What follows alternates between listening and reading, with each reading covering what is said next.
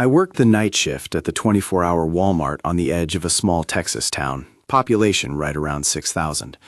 On my first night, they handed me a laminated card and said it was company policy. The card had 7 rules. They weren't suggestions. I didn't take the job because I loved retail. I took it because rent was due and the unemployment check had run out. My roommate Travis, who doubled as my landlord and paid half the water bill, had a way of reminding you how little time you had left before everything that passed for stability disappeared. The Walmart overnight shift paid enough to cover rent, the truck, and groceries if you were careful. Mostly it paid for the illusion of normalcy. Lights on, food in the fridge, a roof that didn't suddenly go away.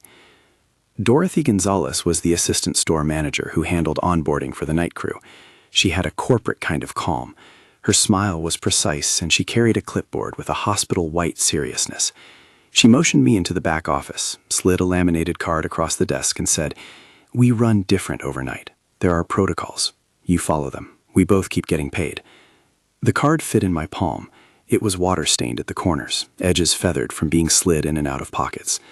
The print was small but clear, and at the top it had the store number and a little sticker indicating Overnight Protocol 1.1. She didn't read each line to me. She expected me to, which meant she expected me to understand and to accept. The rules were 7. I memorized them because Dorothy insisted I do. They were simple and blunt, and weird in a way that made me think twice, because corporate normally uses vague euphemisms, not bullets like this. 1. Do not be in aisles 4, 9, or 13 between 12 a.m. and 2 a.m. Direct any customers who insist on those aisles to the front registers and offer a rain check. 2. Do not enter the main stockroom between 3 a.m. and 5 a.m. Use side storage doors for restocking, and verify any removal before bringing items from backstock to the sales floor. 3. If you hear knocking on the exterior of the building, do not investigate. Notify management by radio and keep all doors locked. 4. Employee restrooms are to remain single occupancy at all times overnight. Do not allow more than one person inside the employee facilities during your shift. 5. If a cart moves without a shopper, do not follow it. Secure it at the nearest corral and report its lane for pickup. 6. Any voice over the PA or through a monitor that addresses you by name must be logged and reported. Do not acknowledge or respond verbally. 7. If personal items are found in the stockroom or behind shelving, do not touch them. Place an evidence bag and await management. Dorothy tapped the card with 2 neatly filed fingers, as if reaffirming a set of bylaws. "It's serious," she said. "We put these protocols together after an incident a few years ago." Follow them, and you will be fine. You don't follow them, you make things worse. Do you understand? I said I understood. I didn't, but I needed the job. If you like weird job stories where the job itself becomes the weird part, hit subscribe. I guess that's what this is, except it's not just weird. It's a system that asks you to make peace with some things that can't be explained. The first 3 weeks were the kind of nights your body files away and calls routine. I worked the graveyard clock, 11 p.m. to 7 a.m., 6 nights on, 1 night off. The store sits on the edge of town, past the gas stations and the shuttered feed store, where the highway widens to make room for semis to pull over. On clear nights, the lights from the lot throw a white haze that hangs over the parking lot like a second dawn. Inside, the fluorescent lanes are cool and steady, a hum that lives in the sockets and the ceiling tiles. You learn to measure time by the squeal of the pallet jack and the click of the scanner when it fails to register a barcode. I learned the choreography fast: truck drop at midnight, facing the housewares end caps, the nightly price audits, the pest traps checked and logged at 1:30 a.m. There are codes for the machines. I learned to recognize a 087 audit request and a 211 inventory mismatch. You learn who the regulars are: the old man who comes in for bottled water at 3 a.m., the nurse from the clinic who always needs a particular brand of almond milk, the truck drivers who use the bathroom and leave a trail of diesel. Knowing the traffic patterns makes you feel like you can predict the store's mood. You get used to being small, invisible, and useful. The night shift is its own economy. We talked in the break room and traded stories about exes and kids and court dates. Travis would text me once I clocked in, "You working tonight?" And I'd reply with the register code for yes, because it made me feel like I was still fluent in the things that were supposed to matter. On the 9th night, the self-checkout lane 2 started beeping at 1:46 in the morning. It was a short, bright sound that made you look up, because in the quiet it was jarring, annoying, like a mosquito at your ear. No customer. The monitor showed a half-price promotional background and a cursor blinking at a non-existent barcode. The scanner lit and cooled, scanning the air as if someone invisible were waving something in front of it. I walked up slowly because you don't sprint in an empty store. The registers glow like altars when there's nothing at them. Neat, sterile screens that broadcast purchase totals to an empty floor. When I leaned in, the screen flashed a message in sales digits that shouldn't have been possible. It read in plain text, not in the receipt printout area, but in the messaging window, "Wade, do not move cart." I froze. The message was in the same little font the registers use for promos. I touched the screen thinking it would boot me back to a main menu. It didn't. Just another blinking line as if typed by an invisible person who knew my name. The PA system, tinny overhead speakers, was quiet. No footsteps, no muffled engine from a delivery truck. It should have been the kind of thing the camera could catch. I checked the security monitor. The ceiling cameras are harsh, circular eyes. They showed aisle 2 empty. The timestamp was right. In the corner of the screen, an overlay that usually says "Live" flickered like a heart monitor. Nothing. And yet the machine on the floor had called my name. I logged it like you're trained to log things. On the incident sheet, time, location, and a short note. Self-checkout lane 2 message. I put the card back in my pocket and told myself there was a reasonable explanation. Glitches happen. People prank bots. My stomach, however, folded into a knot you get only from being watched. There were other small things. The night shift tends to generate a laundry list of petty oddities, the kind you shove into a drawer marked odd but explainable. A freezer that runs 5 degrees colder for a week until the maintenance guy shows up. A stock sticker that won't print for a certain aisle until someone reboots the printer twice. At first, I filed these away as equipment quirks. When the anomalies started using my name, equipment quirks became acquaintance-level problems. The first full week, I tried to be cheap and cover as many tasks as possible. I learned shortcuts, which pallets you could pull without a manager's key, the precise angle to load a roll cage so it wouldn't catch on the last display, the quickest way to face an entire end cap alone. It was a form of prayer made of productivity. Do the work, clock the hours, don't be late on rent. The second week, a voice came from the employee fridge at 1:47 a.m. It was the sound of the internal mechanics, a dulled whir in a fan trying to find a rhythm. And then the small display on the fridge blinked once, like the eye of a clock waking up, and a list of product codes scrolled out in the same cadence the store scanner does when it's counting down an inventory, 4 digits at a time, 1043, 1160, 427, 212. It wasn't a song. It was the rhythm of inventory. It sounded, impossibly, like a man's voice reading off codes. The intonation was flat, like reading from a terminal. The voice stopped me in the aisle. It said, in a voice I didn't know I knew, 3420, pull discontinued socks. Wait. It said my name the way you say someone's when you're checking them off a list. I walked down the cold tile to the fridge because curiosity is an ugly practical thing. The fridge hummed. The display blinked like a heartbeat, then went back to its static advertisement for frozen dinners. There was a note stuck to the side in maintenance marker. Do not unplug. Someone had scrawled it in blocky letters. I dug my phone out and filmed the fridge anyway, because that's what people do when reality is slippery. They make evidence. In the morning, the file had nothing but a black screen. The last frame showed static. The sound file registered only the low vehicle drone of the ceiling fans. The voice didn't make it into the recording. Devices and I were not cooperating.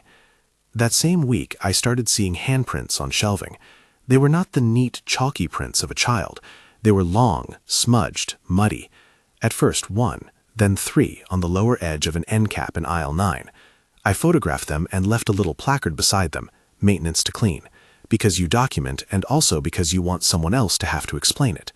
The prints were wet to the touch when I checked them, cool and smelling faintly of iron and dirt.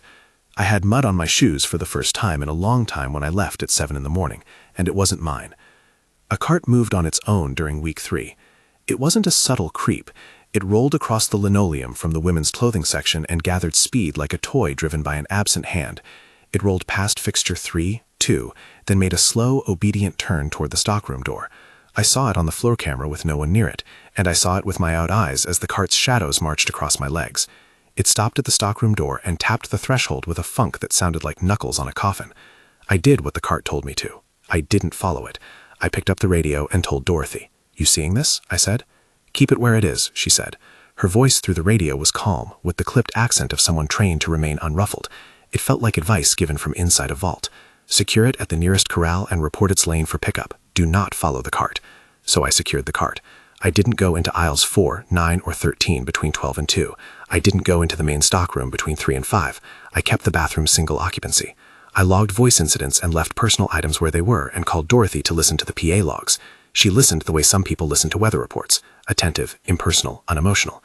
The media room where we watch the security feeds is small and too bright, the kind of utility space meant to strip mystery of atmosphere by fluorescent irradiation. The monitors are arranged in a grid like a thing of worship. Cameras show static aisles, the parking lot, the dumpster area, the small strip of scrub that separates the store from the old shaft on the east side of town. We're told the shaft is inactive. We are told a lot of things. One night, I sat there with the cameras and watched the aisles.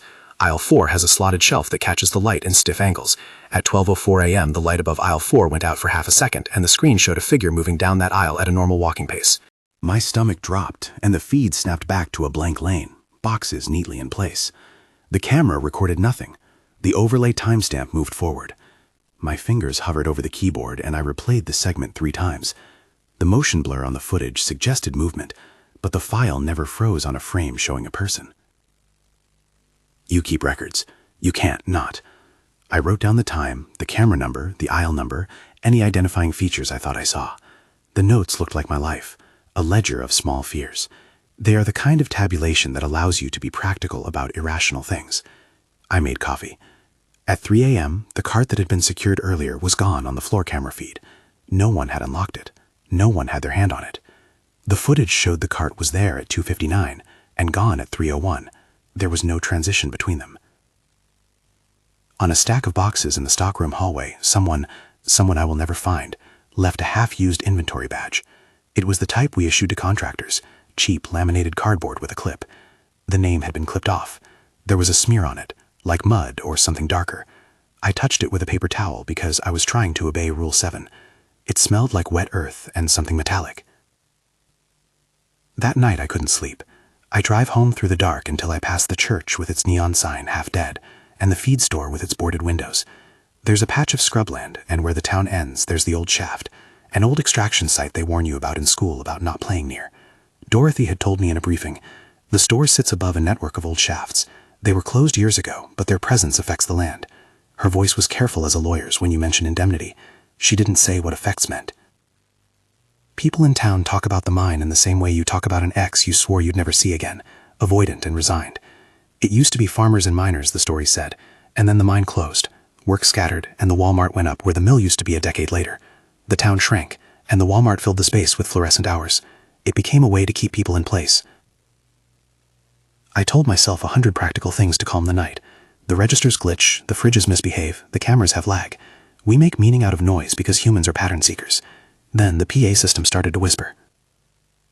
The PA has the range of a small planetarium and the intimacy of someone leaning over your shoulder. It is used for announcements, price markdown on cereal, aisle 5, and for verification calls. One night at 1:12 a.m. it hummed, and then a voice came out of the tinny speaker that sounded like the woman who used to stock baby formula, but with the cadence gone flat. It spoke a sentence that wasn't part of any script. We are out of size medium. We are keeping lists. Wade, have you checked aisle 9? I hadn't been near aisle 9 in hours. I said nothing out loud. The voice didn't say anything else. Dorothy asked me on the radio to check the PA logs. They showed nothing. The PA has a digital log that records broadcast files and calls. It recorded nothing for that time slot, other than the humming. On week 4, something changed in the way the store moved. The lights seemed to react not just to motion, but to intent. They shifted in patterns I recognized from my days working the loading docks. A line of light blinking to guide the forklift, a sequence used so workers could see where to stack. But these lights were making a path. They would go out in a pattern down aisle 4 and then reignite in a trail that ended by the stockroom door. It was subtle at first, like someone walking with a flashlight. Then the lights rewired themselves to make a deliberate route. You don't notice when a place learns to call you. I started wearing a spare pair of gloves in my back pocket. It was a small, childish thing that made me feel steadier, like having a talisman. The card in my wallet stayed folded against the paper of my ID. I remembered Dorothy's face when she told me the protocols were for everyone's safety. She said it with the same insistence she used when she enforced break schedules. There was an efficiency to her voice that never became cruel. It only made the instructions thinner and colder. 2 nights later, the lights carved a path from the front of the store to the back. I watched it on the monitors and walked it with my own legs. The path was a sliver of white through a field of dim. The fluorescent tubes above aisle 13 glowed and then went dark in succession, as if a hand were drawing an arrow. My radio crackled with nothing. I felt the tiles cool beneath my shoes. It was at that moment, as I followed the lit path, that the self-checkout started up again. The beep was insistent. The lane's small display scrolled the same message: Wade, do not move cart. I laughed then, low and ridiculous, because I didn't want to be the kind of person who believes in haunted machines. I told myself I'd stay practical. I tried to think about rent and groceries, and Travis's text messages about when the plumber would come. The thought of a bill with no way to pay it is a jealous sort of terror. It eats the horizon. The cart at the stockroom still stood like a sentinel, waiting. There were wet footprints leading away from it along the concrete floor. They were not human in proportion, too wide, too evenly spaced, like someone wearing boots with unusually thick tread. The prints tracked toward the side storage door that we use for large pallets.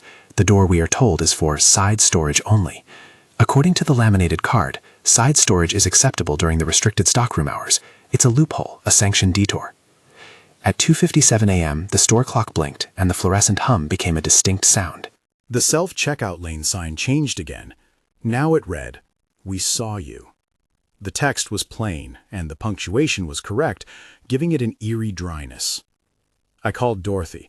She picked up on the first ring. "Do not go toward the stockroom," she said. "You're following the protocols, right?" "Yes," I said, which is that half-truth people tell when they mean something else. I was following them, and my feet had a different idea. "Stay with the floor," she said. "Keep the lights on in your section. If anything moves, do not pursue it. Remember, employee restrooms, single occupancy. Log everything." I kept logging. That night I logged until my fingers cramped. I logged voices that blanked out on replay, light patterns, fridges that spoke, registers that knew my name. The radio got quiet. Travis texted me a check-in at 3:18 a.m. "You eat, man? Coffee okay?" I texted back a thumbs up because it was easier than saying I was being watched by a store that kept my hours and my rent.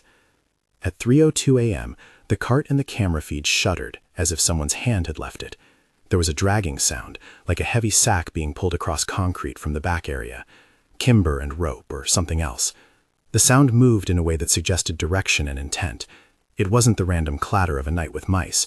It had coordination. I walked toward the back because I couldn't not. The rule told me not to. The card was loud in my pocket, an accusation. The lights made a line, and I walked it like someone on a crosswalk.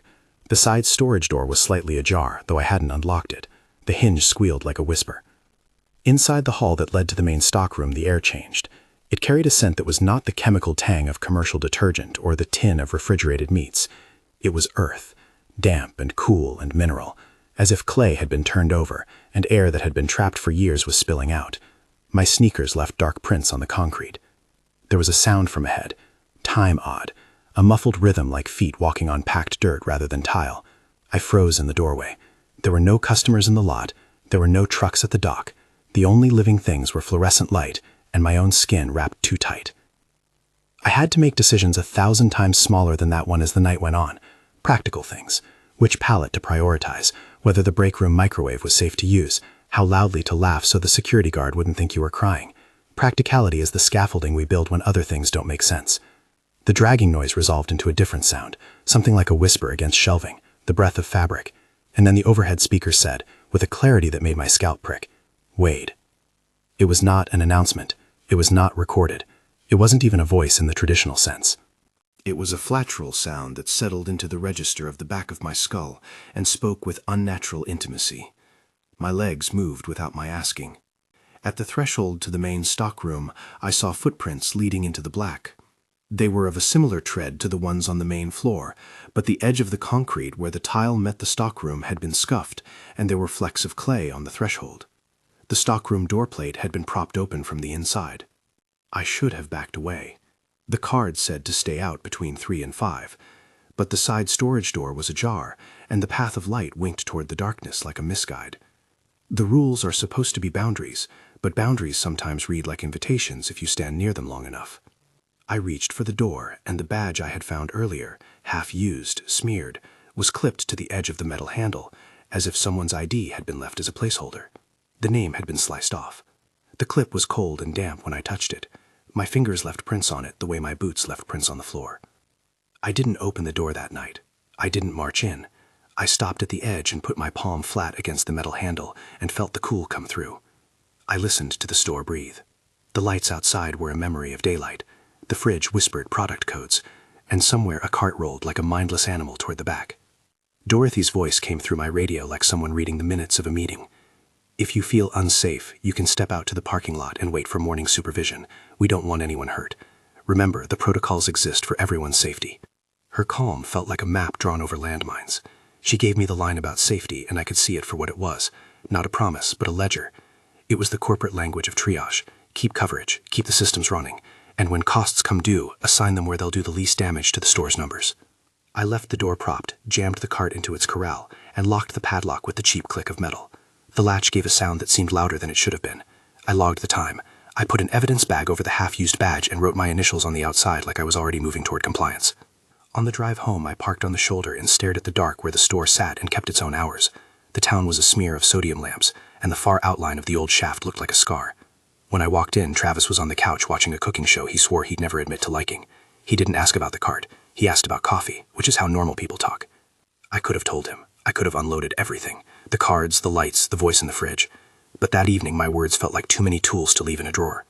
I told him instead about the card and the need for extra money and how Dorothy had given me a clean orientation packet.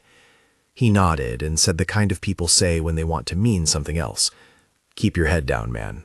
Do your hours. I kept my head down, but my feet learned a new gait. The tiled dance of stalking and counts that had once been a job became a watch. I learned to wake to small noises, the way an empty break room chair sounds when it scrapes across concrete, the subtle click of a security door when someone enters a restricted area. I learned where shadows pooled and where the cameras were blind. The anonymous spaces in the store felt like neighborhoods, some with no lights, some with flickering bulbs that seemed to be waiting for you to pass. The card lived in my wallet, soggy at the corners by the end of week 5. I reread the 7 rules like a prayer because they were all the protection I had been offered. They framed the nights into safe and unsafe hours the way an old map frames swamps and dry land. I followed the rules because I wanted to stay in the small, fleeting normal of paying rent. I followed them because fear and money make a tidy kind of obedience. And because there was Dan. I first heard Dan's name whispered by the register in an empty sentence. It wasn't a rumor at that point. It was a memory threaded through the electronics. It came out in odd ways. A monitor that dropped to a frozen frame of a man walking down aisle 5 with a limp. A maintenance log in the server that had an old username in it. A coffee cup in Lost and Found with Dan in marker. People in the morning crew mentioned him as if naming was the only kindness you could do for someone gone. Dan left, said one morning stock associate to me once, like he was reminding himself about the weather. Shift before yours, pale hands, used to say the smallest things. Went out one night and never came back. Management told us he'd transferred. They said personnel relocation. Her voice hitched like a screw being tightened and then released. She shrugged in the way you do with things that risk wrecking the schedule if you leave them loose. Dorothy, when I pressed her about him, gave the manager answer. We can't comment on personnel actions. If you have concerns, file them through HR. Her answer was a wall. It leaned toward helpfulness, but it had vents in it that let everything necessary fall through. There are ways organizations forget people by giving them syntax. They file them under transfer or personnel relocation, and the world pretends. It makes it tidy. It makes your bank statements still line up. But the store kept remembering Dan. It remembered him in details. Product codes the fridge toys used, a sequence of lights in the way he used to make his rounds, a badge left on a hook. Things that were him kept surfacing, like artifacts in a backyard dig, all of them saying the same simple human sentence. Someone went through here. I started to notice patterns in the reminders the store gave me. They were like the ticks of an old clock. Small, consistent mechanisms that take on significance the longer you watch them. The cart, the lights, the voice, all of them were small rituals. They asked me to be humane and to be nothing more than the mechanical mind of the place that paid me.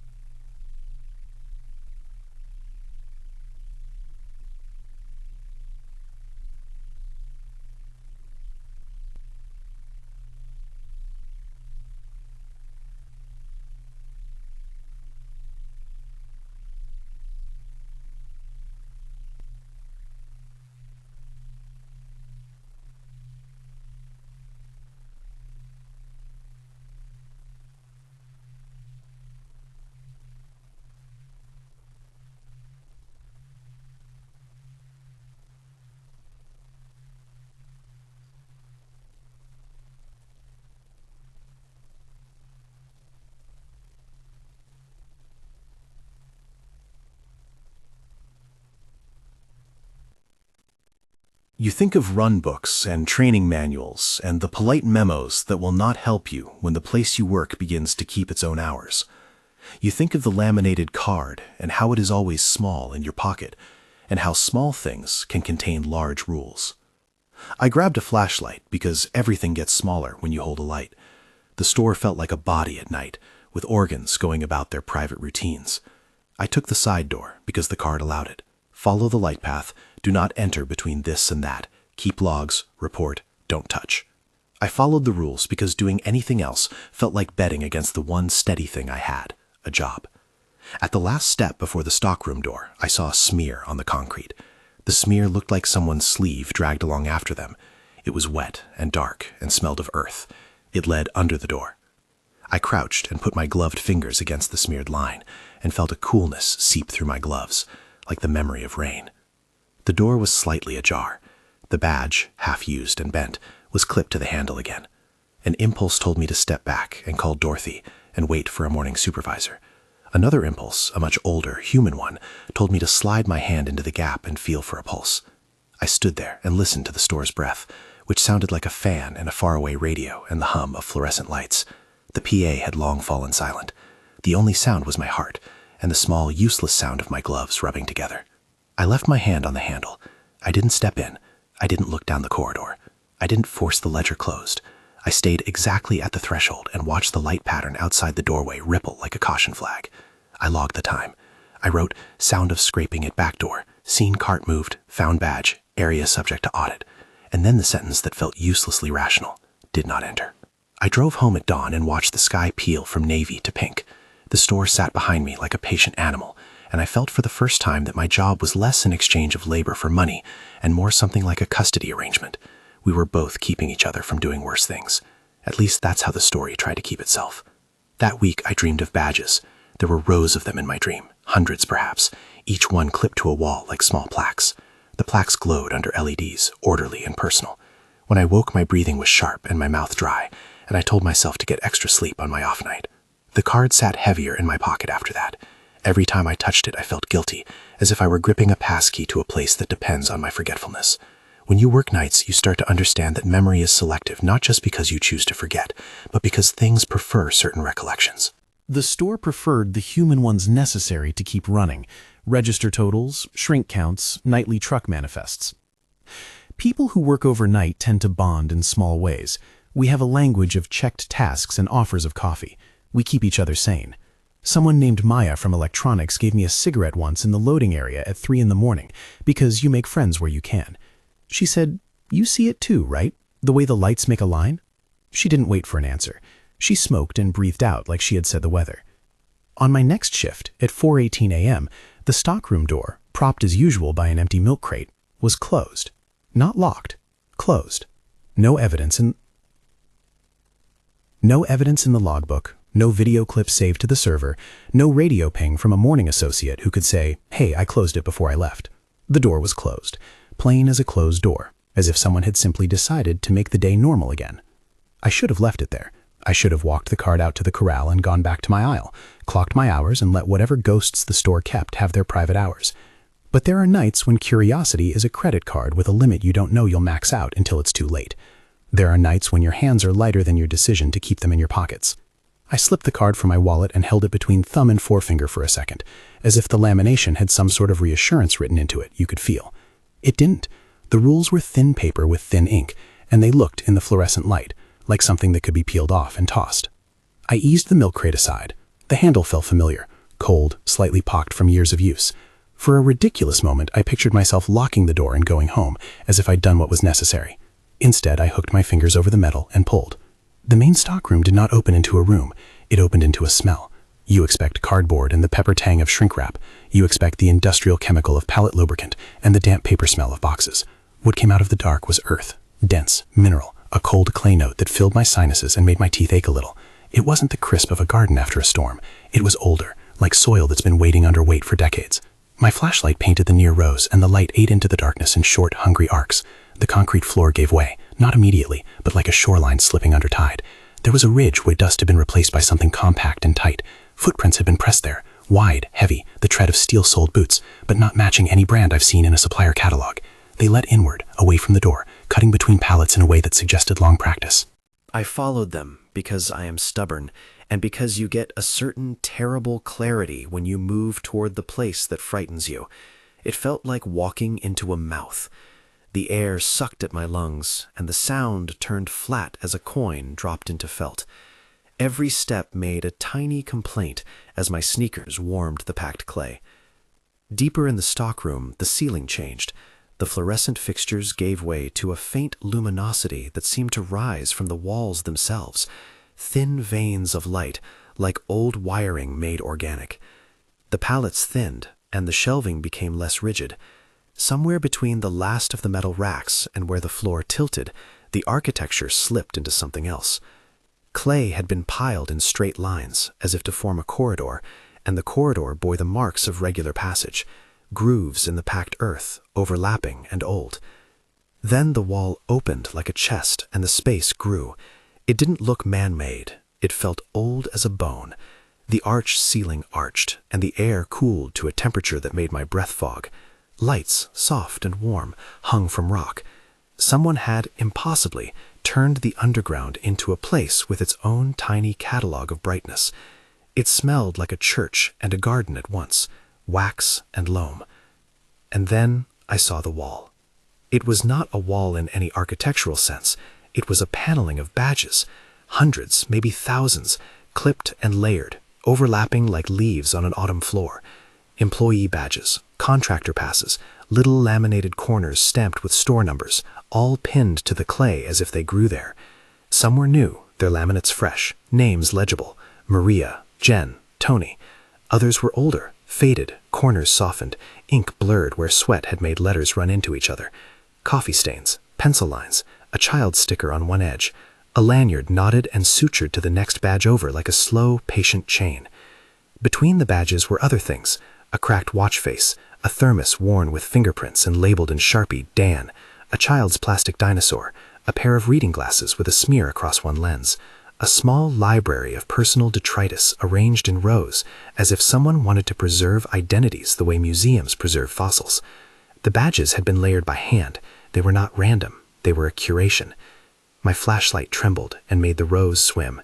The badges caught the light and flashed like the teeth of some patient animal. When I squinted, I could see that many had been clipped to nails hammered into the earth, neat and surgical, as if each nail had been driven with full knowledge of the person it represented. There were groupings, one area where all the badges were from retirees or morning crew, another where the lanyards were printed with vendors' names. It felt like a small, private archive of the job. Then a sound, a scrape, came from deeper in the chamber, as if someone had shifted among the rows. My light caught movement, a shape turning around a display of lanyards. He was half in shadow and half in the attenuated light, an outline that my mind tried to pin with 1,000 pragmatic labels. Long face, too many bones, pale skin that looked almost translucent under the chamber light. One hand, curled like the branch of a tree, had fingers that ended in short, blunt stubs. The other hand was mostly there, wrapped in a scabbed bandage that had once been white. "Don't scream," the man said. His voice was low, rattling against stone and badge and memory. It wasn't loud. It didn't need to be. "Dan," I said, because the thermos had not lied, because the fridge had once read his inventory cadence, and because the security feed had given me a frozen frame with his walk. Saying his name was like setting a cup down on a table I had never seen before. He smiled a little and leaned against a pegboard that had no place in an underground cave. "You shouldn't be here," he said, looking not at me but at the wall. He touched a badge with 2 fingers, and the badge trembled like a wing. "But you followed the path." "How?" My voice dried. "How is this here?" Dan's laugh was soft and tired. "How isn't the right question," he said. "Who? Who left things? Who stopped leaving them? The store remembers by keeping what it was given. People come and go. Things get left. Sometimes people are left." His eyes had the tired, bright quality of someone who has been awake long past the point of fear and into some resigned acceptance. He moved with a strange economy and sat on a crate near a small lantern that gave the chamber a theater's wash. Up close, his face was not so much injured as worked, wrinkled in ways that didn't match his years. One finger was missing its last knuckle. The bandage around his other hand had moon patterns in the stains. You followed the cart, he asked. I nodded. Everything else felt like a small, ridiculous truth. It was at the door. I didn't follow it. Good, he said. Good. That means you have taste. He had the flat inventory way of speaking I'd heard in the fridge and the scanner. He had, too, the same syntax as the store itself, as if he'd been cocked to talk in lists. We have rules, he said, nodding at the laminated card when I realized I still held it and felt foolish. They keep us. They keep it. Rules are agreements. You are asked to stand watch and not to pry. In return, you keep your hours and you keep your hands. Keep my hands, I repeated, because my vocal cords needed to drag the idea into shape. Meaning? Dan smiled thinned. There's a price to being remembered. Sometimes the thing that remembers wants more than things. Sometimes it wants the people who made the things matter. He tapped a badge with a thumb and it clicked like a coin. You keep your hands because you follow the rules. You survive in a way that is practical. You come to work and you go home. You are paid. You keep a roof over your head. Or you end up on that wall. The words were simple, but they knocked the breath out of me like a fist. Dan's fingers brushed along a line of badges, and my face felt hot, stupid with a sudden childishness. Dan watched me put the card back in my pocket with the same indirect tenderness you might use to put a book on a shelf someone else had made. It's not punishment, he said. It's preservation. The things that live down here, they remember the routine. Registers, carts, lighting sequences, those things have a face to them, and they want to keep that face. The rules are a way of negotiating. We are the terms. Terms of what? I asked. Employment? A contract? A contract, yes. Employment is a practical thing. The protocols are the way to thread us through the memory without being absorbed by it. He rubbed his bandaged hand at his mouth. Dorothy, she keeps the ledger tidy. People in suits prefer tidy ledgers. I thought of Dorothy's careful smile and her clipped fingers. The corporate calm felt suddenly like an accounting method for a thing that was not numbers. Why does management know this? Why are they enforcing it? I asked. Dan's eyes had an edge then, a flicker of something like anger, like mourning. Because someone has to be willing to sign the book. Because someone has to make a choice to keep the place running, even if the cost is a little wrong. They put labels on it so they don't have to look at what it's costing them in faces. They ask people like you to be practical. I remembered the memo on the bulletin board. I remembered the audits. So they make rules, I said, half to myself. And those rules keep it from taking over. He laughed, not unkindly. They keep it from spilling into morning hours. If it gets in the habit of being allowed when the sun is up, it takes more. If it knows the store is always open, it decides on its own schedule. The protocols are like a fence. He tapped another badge. Fences need mending. You said we have rules. Who is we? I asked. The jacket I wore felt suddenly thin. The job felt suddenly older. Dan's bandaged hand clasped mine before I could think to move away. His grip was startlingly warm. Us. People who know and people who were taught. He gestured toward the badges, like the wall was a congregation and he was the priest for a religion he never chose. I looked after knights. Before me, there were hands that knew the shelves. Before them, others. Sometimes a man is sheltered by the thing he tends. Sometimes he is kept there. What happens if you don't follow them? The question landed like a pebble into a deep well. Dan's eyes softened. You get taken. You get made into a thing that can be used. You stop being weighed, and you become a badge with a name that fades. They don't do it to be cruel. They don't need to. They use the routine. They mimic humanity because they remember how to be human. But memory is not identical to life. He leaned back, and there was a tired, private humor in him. Think of it like a job with terrible benefits. You either accept the work and keep getting paid, or you refuse and get reorganized into the infrastructure. The sentence landed with a malice I couldn't decipher. Dorothy, what does she get out of this? I asked. She gets to keep the store running, Dan said. She gets to make the numbers look right. She gets people to sign up. He spat the words out like a soft curse. And maybe she gets to keep people safe in the only way the company knows how, by turning them into metrics that can be planned for. There was logic to his explanation, and also an ugliness that felt like a plucked bit of sinew. The company kept things tidy. Management normalized. They offered the ledger and a cup of coffee and called the arrangement practical. In the hallway outside the stockroom, I could see that language being used as a shield. We run different overnight. There are protocols. Follow them. Dan stood then and walked me through a narrow passage between badge racks, pulling aside a dangling lanyard like a curtain. There were benches down there, and a table piled with items. Dentures in a plastic cup, a child's drawing of a smiling house taped to a slab of stone, a rusted key. The things were not arranged as trophies so much as they were catalogued, as if someone had decided to save the things and their owners in equal measure. "Do you want to hear something worse?" Dan asked. I did not, but he told me anyway. Sometimes people volunteer. The sentence deposited itself like a pebble into something already fragile. Volunteer as in transfer, the morning crew's euphemism, the HR word that had hung in the staff room like fog. "They call it transfers," Dan said. "Dorothy calls it transfers. HR calls it relocation. People who agree to be supervisors take on duty of the protocols. They watch, they make the logs, they get better hours sometimes, a little more money because it's supervisory. But the longer you are the person who knows, the more the thing will be comfortable relying on you. The fence gets thinner. You start to be in the habit, and habits are what it remembers." "That's not a choice," I said, "because the other thing this economy did was to make consent a currency only the desperate can afford. That's a trap." Dan's smile was patient and not unkind. All choices are traps when you need rent money.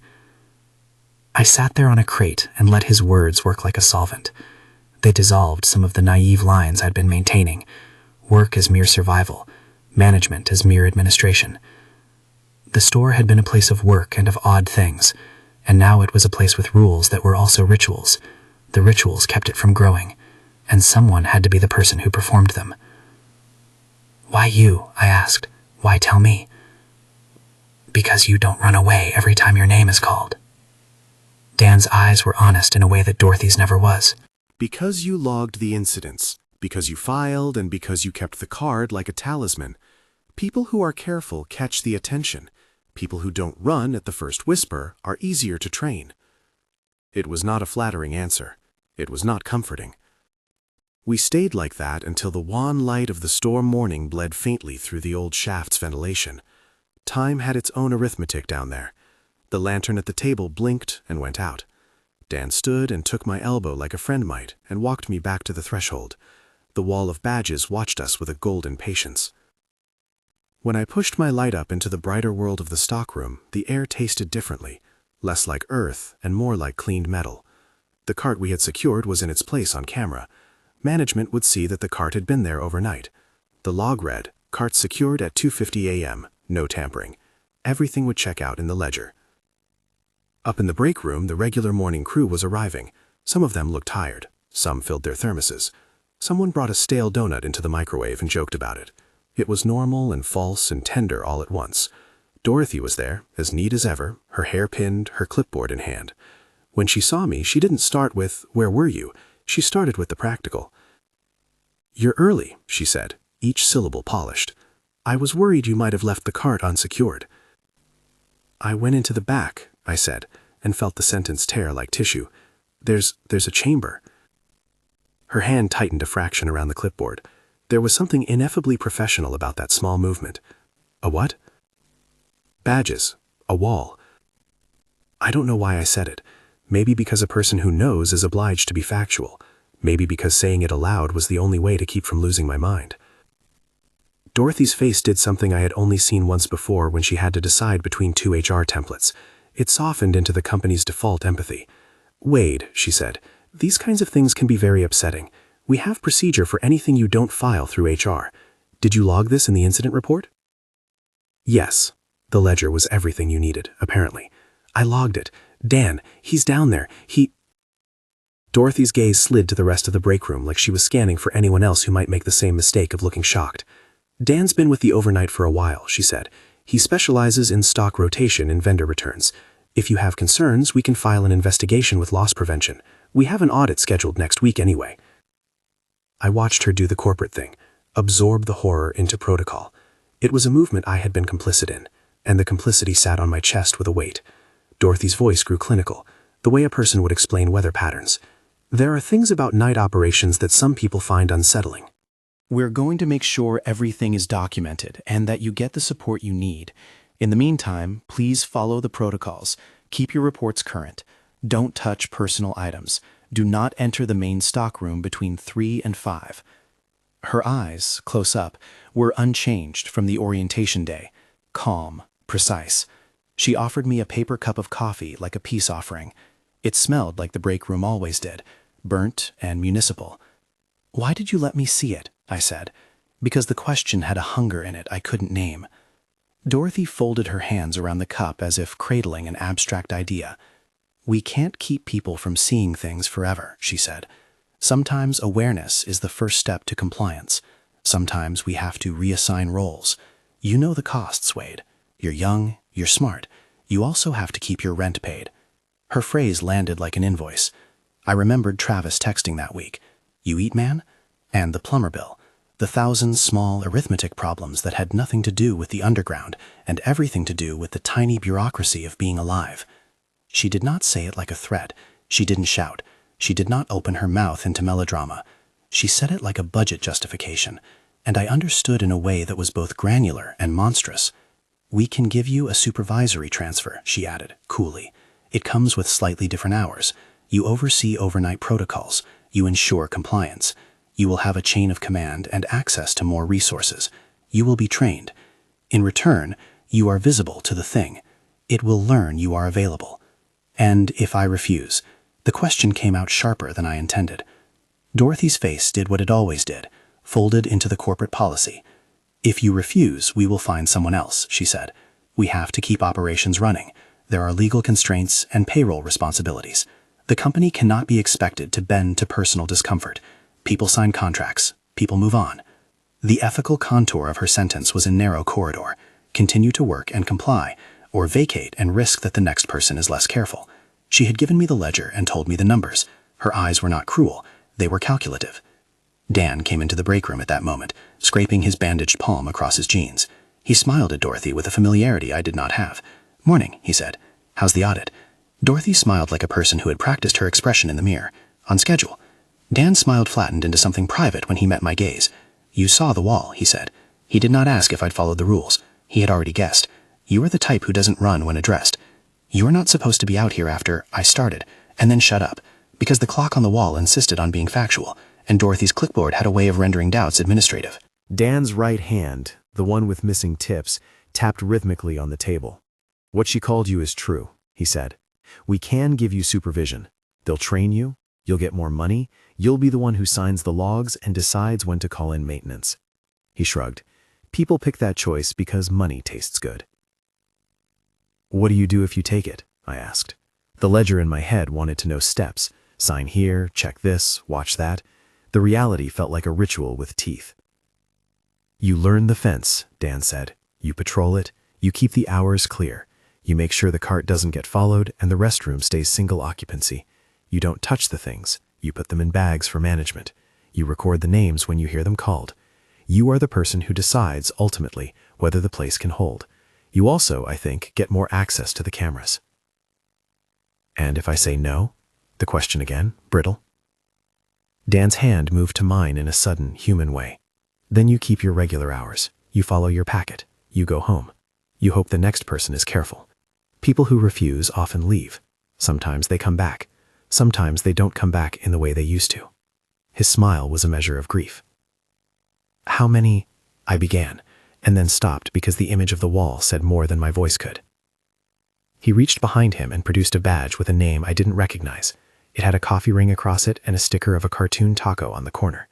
"This one was here before I got my first stain," he said. "They were always careful. The thing still wanted them." Dorothy had sat down at the break room table and folded her hands. For the first time since I met her, there was something like fatigue behind her corporate mask. Not contrition, not sorrow, but the kind of weary calculation of someone who has been choosing between outcomes for a long time. "We do what we can," she said. "We keep the store open, we keep ours. People choose the parts of their life they can afford to lose." She slid a paper toward me with a form printed on it. "If you want the supervisory transfer," she said, "sign here." There's training this week on the protocols, incident reporting, escalation. I think you'd be a good fit, Wade. When she said it, the paper felt like a proposition and a test. The pen she offered was smooth. The ink smelled like the office, neutral and permanent. I thought I would throw the pen across the counter. I thought I would sign the line with an autograph of my will. What I did was take the pen, feel its weight, and put it back down. I put my hands flat on the table instead. I need time, I said. The sentence was truer than anything else I'd said that morning. I needed time because the choice wasn't between two jobs. It was between keeping the fragile pattern of my life and stepping into a role where I would be asked to learn to be comfortable with a system that preserved people like a museum preserves insects. I needed time because I was still a person who believed that being a commodity was not the only way to exist. I needed time because I suck at knowing what I'm going to regret. Dorothy's gaze hardened, just a fraction, like a hand closing over a file. You have until the end of today, she said, without malice. We need to cover shifts. We need to schedule.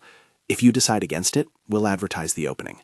It was a thin kindness. It was an edge. The morning staff moved around us, unaware they were bargaining with a fate. That night I didn't sleep. I paced an apartment that felt too small for the decisions it was forcing on me. I called Travis and told him I might be switching positions. He said, if it's extra money, take it. Don't be dumb. His voice dripped practicality. I told him about the wall and the badges, and he laughed like somebody trying a joke to hold the terror at bay. You're kidding, he said, right? I wasn't. The next shift came with a thunderstorm that made the highway outside town look like a river.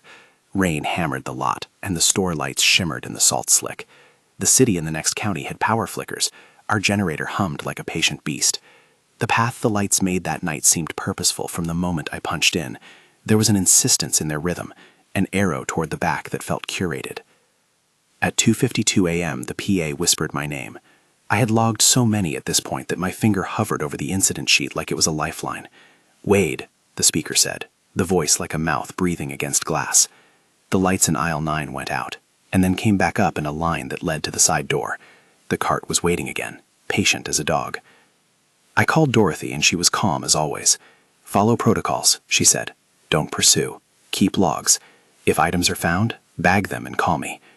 I followed the rules, I told her, which was true and incomplete.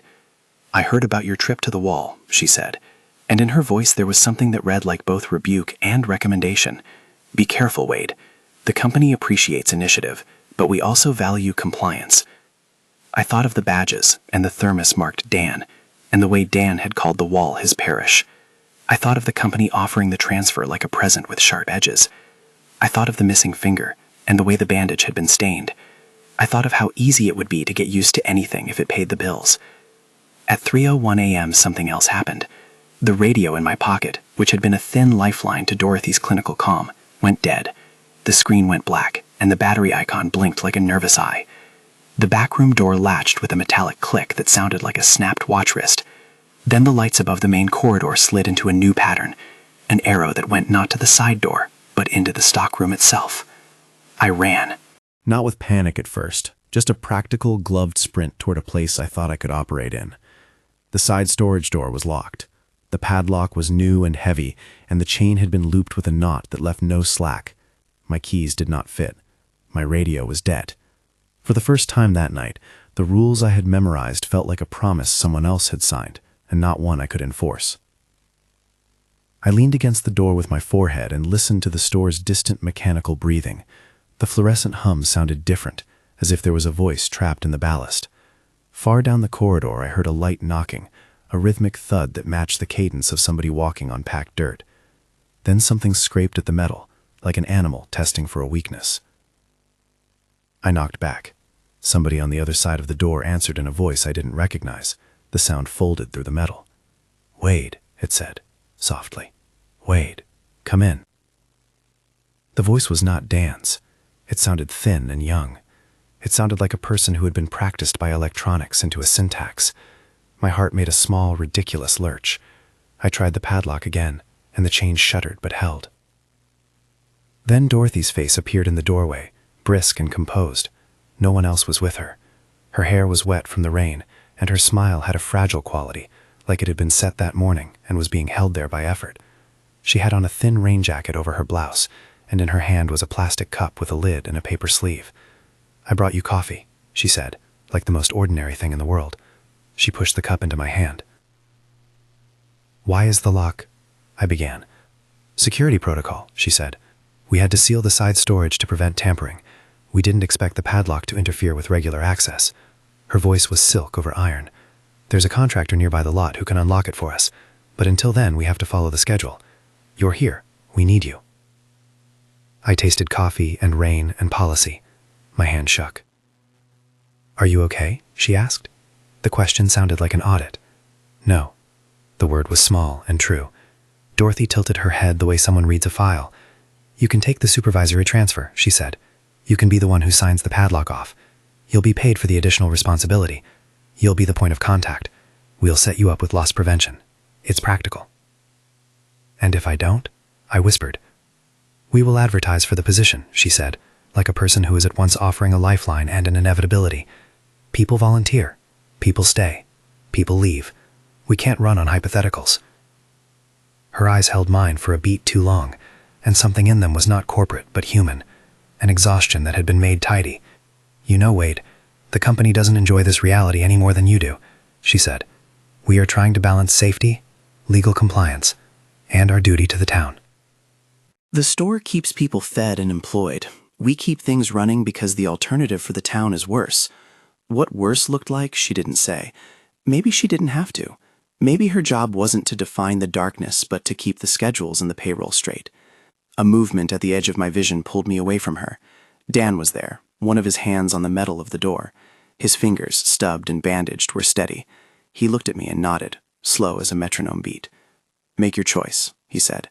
The thing on the other side of the padlock scraped again, softer this time, as if it had heard the deliberation and was testing patience. I thought of the thermos with Dan written on it, of the way the badges looked like names that hadn't been given room to keep spoken. I thought of Travis and rent and of the small arithmetic of living. The ledger in my head did not speak of names on walls. It spoke of dollars and hours and overtime. I thought about the people who had gone before, Dan and his bandage, the morning crew's quiet exchange about personnel relocation, the neat memo about audits. I thought about Dorothy and the way corporate kindness sounded like a contract written in soft paper. I thought about the cart in the freezer and the self-checkout lane that had called my name like a friend. There was a long, terrible clarity then. The choice wasn't simple. No one promised it would be. The company offered a form of safety that required the acceptance of a system's hunger. The underground offered preservation not of life but of routine, a strange immortality that cued memory into object. The wall of badges was both a cemetery and a museum. I signed the form. It feels important to say that I hesitated. I did. I rolled the pen between my fingers as if the friction might burn a question into the plastic. I thought about taking the money and using it to move elsewhere. I thought about running to another county and taking a job at a store that didn't have a shaft beneath it. But then the rain on the lot sounded like a coin thrown into someone else's fountain, and the math of leaving felt impossible. Dorothy's smile didn't change. Dan's hand squeezed mine for a second and then let go. "Welcome to the fence," he said. The paperwork was routine. There were forms about incident response, escalation paths, and a new badge that identified me as an overnight lead. It was heavier than the laminated job card Dorothy had given me in orientation. The ink dried, and somehow it felt like a constraining ring. For a while, the night settled into a new kind of rhythm. I learned the exact cadence to use when logging voices. I learned how to place an evidence bag over a thermos and write my initials so they would never mistake who had contained it. I learned the precise wording to use when reporting a register message that addressed me by name. Subject addressed on POS system, no visible perpetrator, logged at 0146. The job required a kind of vocabulary that sanitized the weirdness. Each phrase was a shovel that buried emotion. I also learned to watch myself change. There was a softness to the way you accommodate an impossible thing. First resist, then catalog, then integrate. The badge on my new lanyard sat heavy against my chest like a brand. I found, with a terrible small satisfaction, that the extra pay meant I could fix the plumbing in my apartment and not worry about who would take my night shifts when I needed a day off. Practicalities occupied me like a salve. Dan taught me the nuanced parts, where to leave a bag so the entities didn't interpret it as a gift, how to relabel a shelf so that a light pattern wouldn't form a path that ended in a vulnerable place, which aisles were social spaces for the things that remembered, and which aisles were the less tended and therefore more dangerous edges. He had an intimacy with the store that was both terrifying and tender. He showed me how to press my palm against the concrete near a given seam and feel the vibration where someone had walked the line for years. Listen, he would say, and then later, don't listen too long. There were compromises. Sometimes I had to tell a morning crew that a lost child's toy could not be taken to Lost and Found because it was an item found in the chamber. It had to be placed in an evidence bag and cataloged. I learned how to watch the cameras for the blur that meant a figure was there but not recorded. Sometimes I could catch a face in the grain and see the echo of a human expression, and then watch the software erase it as if it had never happened. One night in my second month as the overnight lead, a young woman named Maya, who had once handed me a cigarette in the loading bay, came up to me in the staff room and asked, "What's it like?" "What?" I said, because her voice had an edge that wanted an answer not in theory, but in truth. "Being the person in charge. Are you okay?" She meant many things. The hours, the money, the burden. I looked at her, and the room smelled of burnt coffee and the city after rain. "It's a job," I said. It was true. It was also the least true answer I could give. She waited for more and then shook her head, smiled, and left.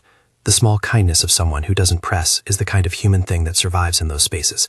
It was a bell I could ring in myself when the ledger felt like a deadweight. The protocols held, mostly. The cart still rolled to the stockroom.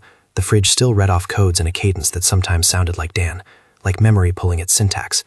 The register called names sometimes, but I could log it and file it, and the chore of logging felt like an act of containment. In exchange, the store stayed within certain tolerable bounds. There were fewer open breaches during daylight. The community's coffers stayed filled in the practical ways money can fill them. People filed their taxes and went to the clinic and paid their bills. Dorothy kept her ledger tidy. But the thing that remembers is not static. It adapts to patterns. Habituation is a weakness. The more comfortable the fence is, the more faith the store places in the human monitors. The longer someone does the job, the more the thing learns which heartbeat to mimic. Dan warned me of that edge with patient cruelty. You get used to being the person who knows the lines, he would say, and then the thing that remembers gets used to you being there. One night in late summer, when the humidity wrapped the town like a shawl and the lot lights burned a constant haze over the parking spaces, I came back early to check a report. There had been a string of voice incidents that week, and the PA log showed minimal activity. I felt the little itch you get when the balance something fragile keeps is nudged and you can't say why. I slipped into the back corridor on the staff door because I had keys that could get me where the regular crew couldn't. The side storage padlock was unlocked. That in itself should have been normal. Sometimes contractors came, sometimes the morning crew left it, so I didn't think about it. I pushed the door and stepped through the threshold, and the smell hit me like a hand. It had changed. The air down there had warmed. The corridor now felt like a throat, narrow and coiled. The badges along the wall seemed to be hung differently, closer together, like a fence that had been tightened. The small personal items were arranged along an additional shelf that hadn't been there before. A child's drawing taped under a badge with the name Mari, a wedding band, dull with age, threaded onto a nail, a small Velcro sneaker.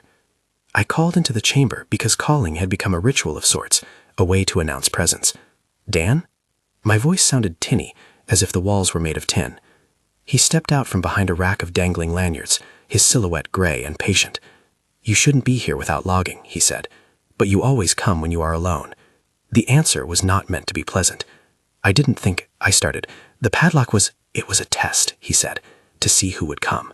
Sometimes they ask for faces again. Sometimes they want to learn the taste of a new one." "What do you mean they?" I snapped. Dan's face was soft. "The things that remember, the remnant shapes. They make patterns from habit. They test the fence. We call them that because whatever else they are copies. They are imitative. They have no language of their own, just mimicry. They mimic what they need to keep learning us." He picked up a badge and held it between two fingers. The lamination cracked faintly under his touch. "This one was a cashier," he said. "She used to hum a hymn. Now the thing hums it when it gets lonely." The badge in his hand had a coffee smear and a child sticker. He set it back with care, as if placing a spine into a book. "We have to be careful," he said. "We cannot let them think the night is unguarded. The fence must be maintained." As he spoke, the light shifted in a pattern I knew too well, a slow series of gaps that made an arrow. It led past the badge wall and into a narrower tunnel that hadn't been there the last time I'd come through. The floor made a familiar set of grooves, new tread imprinted over older ones. The light at the end of the tunnel was not fluorescent. It was a soft, pulsing glow that made everything look like it was breathing. "Why do they gather things?" I asked. "Why badges?" Dan's voice dropped to the same inventory cadence. "They collect what marks us," he said. "Badges mark presence, thermoses, glasses, names. They assemble themselves into what they think is a person. It's a poor mimicry, but enough. They are not cruel in the way we use the word. They are trying to practice being remembered." "You said sometimes people volunteer," I said slowly. "Is that real? How do you—" My question tripped. I couldn't find the words to ask how much of their agency was preserved. Dan inhaled like someone smelling rain. "We were told that some can be convinced to stay. Relocation becomes an option in the morning. People are offered different roles. It's a rational decision if the alternative is eviction. If you accept the supervisory role, you are visible. You're the one who chooses where the fence is mended and where it's left. You are the person who keeps a job. We are all negotiated." He looked at me, and the look was more than pity. It was the kind of look that holds a mirror but refuses to smooth the reflection. "We're all making bargains," he said. "Are you sure yours is the one you want? There is a moment before you cross a line, and after you wish you had the courage to stay back." I thought of my rent, and the plumber, and Travis. I thought about my own hands, and the way a ledger could make an ethical sentence seem smaller than it was. There is a small selfishness to surviving that feels like betrayal, and a large cowardice in leaving when someone offers you a table and a chair. I walked the tunnel that night because it felt like an examination. The ground gave a slight dampness, the light pulsing like the mechanical memory of a heart. The air smelled of coffee grounds and old cardboard, and faintly, of pennies. Shoes had passed there 1,000 times. At the end of the tunnel was a chamber that I had not seen before. It was smaller than the badge wall room, and lit by a single bulb that swung lazily. There was a ring of small chairs and a table at the center piled with things.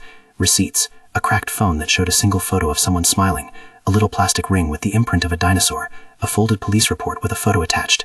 The chairs faced the center like an audience. Dan sat at one of them and gestured to me as if offering a seat. "Take a moment," he said. "We don't move quickly down here." I sat. It was an unremarkable chair. My palms worked the edges like a man who was trying to soap a wound shut. On the table was a badge with my name printed on it. It had not been there a moment ago. At least I didn't think it had been. The badge had the store number and a little print that said, "Overnight Supervisor." My heart did something small and volcanic. For a second I thought it was a joke Dan had made, a joke in bad taste. But the badge was real. Laminate, edges softened, a coffee smudge on the back. "Is that—" I began. "It's a placeholder," Dan said. He tapped the badge like a metronome. "They make placeholders for the fence. The thing likes to practice signatures. It knows what a badge looks like. It will hold a name in its mouth to see how it tastes." "Why is it my name?" I asked. "I haven't—" "You did," he said simply. "You signed the form this morning. You accepted." I had signed the form. The paper had been inked with my name and the decision had been recorded. The presence of my name on the little laminate felt like some administrative puncture applied to my life. The badge sat like a small premonition. "What happens if I refuse now?" I whispered. Dan shrugged. "You don't refuse the paperwork as if the paper were a boundary. You can step away from the role, but the thing has learned some things about you now. It knows a voice. It knows a cadence. It knows where you keep the coffee in the break room. It will be curious, but curiosity isn't the same as ownership." "Is there a way to undo it?" My hands were small fists in my lap. "No," Dan said. "There's only moving forward. The fence is mended from both sides, human and otherwise." I looked at the badge as if it might explain itself. It didn't. It merely existed. A scraping sounded from the corridor outside like knuckles searching for a seam. The bulb over the table flickered, and for a moment the shadows made the badges look like faces without eyes. Dan stood and put his hand on my shoulder. "You have to decide on the terms of your acceptance," he said. "You either sign up to be the keeper and accept the burden, or you choose to remain a part of the crew with less pay and less knowledge. Both options have ghosts." "Does Dorothy know how to help?" I asked, because she had seemed for so long like someone who could translate any disaster into a policy memo. "She knows the ledger," Dan said. "She knows the people who sign the checks. She knows how to count losses. She is very good at that. Whether she can make the thing kinder, I'm not sure she ever tried." The thing outside the corridor made a series of noises that were as near to speech as the store would allow, a soft shuffling like someone smoothing a coat, a whisper of paper. The sound made my skin crawl. Dan's mouth moved and his words were quieter than the space allowed. If you become the supervisor, he said, you are the person who gets to choose who is protected. It's a rotten power, but it's power. You can put people on a schedule that keeps them safer sometimes. You can make sure the right audits happen. You can block people from being alone. You can also be the reason someone else is left vulnerable because your calendar can't bend. It's a moral calculus disguised as scheduling. I went home that morning with the badge heavy in my pocket, even though I hadn't taken it from the table. It felt like carrying a coin that some coiner had minted for you without your permission. The weather in Texas had a way of muffling sound. It also had a way of resolving a decision by endurance. The months blurred into a set of rhythms that only a person who has to perform the same tasks can know. There were nights I felt like an actor reciting lines that kept the set together. There were nights I felt like a watchman in a lighthouse whose beam was a thin mercy. There were nights when I wondered which of the two I'd choose, if the ledger and the wall and the thermos and the bandaged hand all demanded the same thing, that I trade a piece of myself for the practicalities of being alive. Once, on a midnight that felt too quiet, I found a badge pinned to my locker. It had my name. It wasn't the same as the one in the chamber. This one was real laminate from the supply room, just my name and the store number. Someone had slipped it into the slot where we keep our personal things. I turned it over. On the back, in small handwriting, someone had scrawled, "Don't be in aisles 4, 9, 13 between 12 and 2. Do not enter stockroom between 3 and 5. Do not investigate knocking." The rules we had been given now rung like an incantation. I had learned to obey them because obedience kept the town running. I had learned to obey them because fear and money make a tidy kind of obedience. I had learned to enforce them because someone had to. I had become the ledger I had feared. And sometimes late, when the lot was a square of light and the town's outline was a soft presence on the horizon, I would walk past the badge wall and press my palm to a piece of laminated plastic and imagine that if I put my name there, it would be an offering that kept me from being taken. I would imagine it as a bargain, my memory for the town's memory. The thought is not exempt.